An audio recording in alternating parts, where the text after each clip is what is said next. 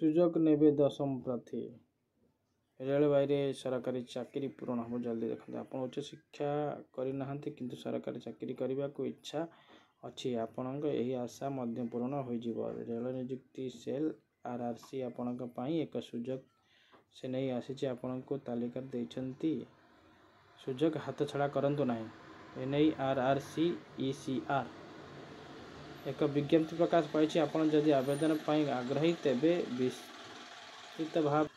यही नियुक्ति माध्यम आरआरसी रे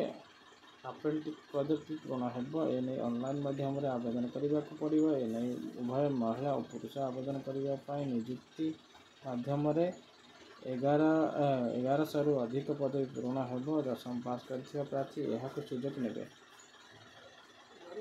योग्यता और आग्रही प्रार्थी माने आरआरसी ऑफिशियल वेबसाइट rrcer.government.in को जाए आवेदन करेंगे। यहाँ को वीडियो भी देदेवी अपना ध्यान देखने जो मैंने यार ऑफिशियल विज्ञप्ति देखिए चाहती से link Indian railway requirement 2025 apply 1154 post notification रे क्लिक कर देखनी गुरुत्वपूर्ण तारीख आसंता है ऑनलाइन आवेदन आरंभ 25 जनवरी 2025 ऑनलाइन आवेदन शेष 14 फरवरी 2025 विस्तृति भाव खाली पद्धति साधारण वर्ग 523 कोटी post SC 161 post ST 73 post OBC 298 post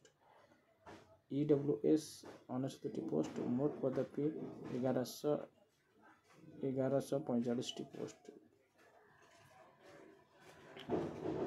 योग्यता यार स्वीकृति प्राप्त बोर्ड सर्वनिम्न 50% मार्क रहा दशम पास मुक्त ट्रेन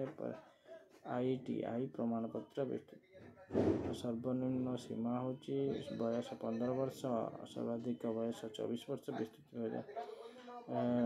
दरमा हूँ जानापी विज्ञप्ति देखु आवेदन